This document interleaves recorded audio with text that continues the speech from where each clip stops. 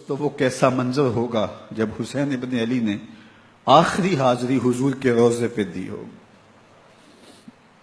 حاجی یا معتمر 10 دن کے لیے، 8 دن کے لیے، 20 دن کے لیے مدینہ المنورہ عارضی سکونت اختیار کرتا ہے اور حضور کے روضہ انور سے، اس شہر نور سے، ان گلیوں سے، ان بام و در سے ایسا مانوس ہو جاتا ہے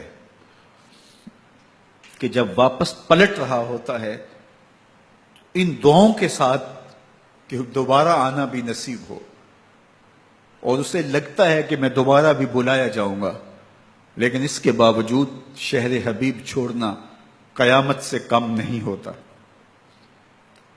اعظم چشتی مرحوم آخری بار جب حضور کے روضہ انور پہ گئے تو بیمار تھے، ویل چیئر پہ تھے. باب بقی سے باہر نکلے تو خادم سے کہا کہ میری ویل چیئر پیچھے سے کھینچو تاکہ میرا رخ روضہ انور کی طرف رہے.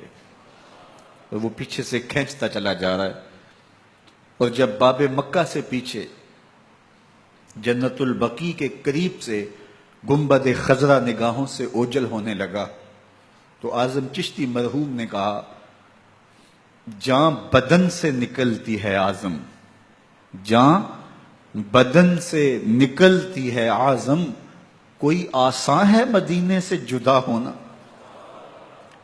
کوئی آسان ہے مدینے سے جدا ہونا. یہ اس شخص کی کہانی ہے جو 10 دن، 5 دن، مہینہ، 2 ماہ وہاں رہتا ہے اور پھر اس شہر کو چھوڑ کے آنا اس کے لیے آسان نہیں ہوتا.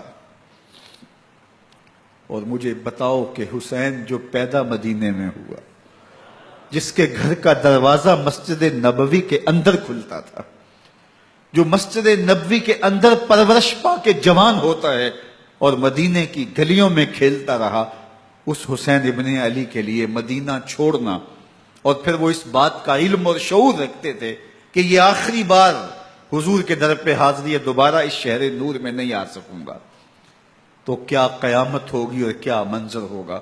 محمد بن حنفیہ کے علاوہ خاندان نبوت کے جتنے لوگ تھے ان سب نے شہر مدینہ کو الوداع کہا، اور رات کے موقع میں مدینہ المنورہ کو، مسجد نبوی کو چھوڑ کر کے مکہ کی جانب عازم سفر ہوئے. 3 شعبان المعظم کو مکہ المکرمہ پہنچتے ہیں. ادھر کوفیوں کے خطوط آنے شروع ہو جاتے ہیں. حضرت امام حسین رضی اللہ تعالیٰ عنہ مسلم بن عقیل رضی اللہ تعالیٰ عنہ کو صورتحال معلوم کرنے کے لیے بھیج دیتے ہیں. 40,000 کوفی آپ کے ہاتھ پہ بیعت کر دیتے ہیں.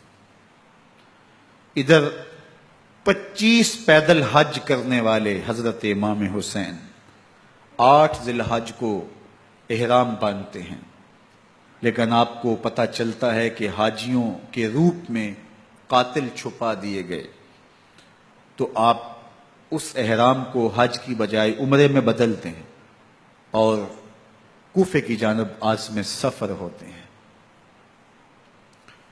کائنات والو، ذرا سینے پہ ہاتھ رکھ کے دیکھو کہ یہ کتنا مشکل مرحلہ تھا. اس دین کی آبرو کو بچانے کے لیے حضرت امام حسین رضی اللہ تعالیٰ عنہ نے کتنا بڑا قدم اٹھایا.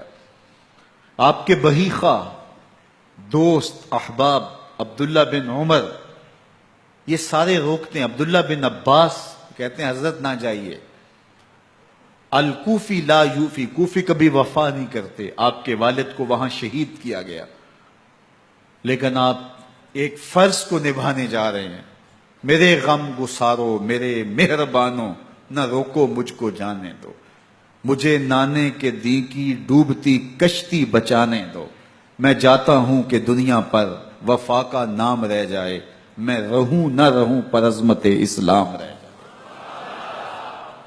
میں نہیں جاتا تو نبی کے گھر کی آن جاتی ہے، میں نہیں جاتا تو نبی کے گھر کی آن جاتی ہے. تمہارا دین جاتا ہے، میری غیرت ایمان جاتی ہے.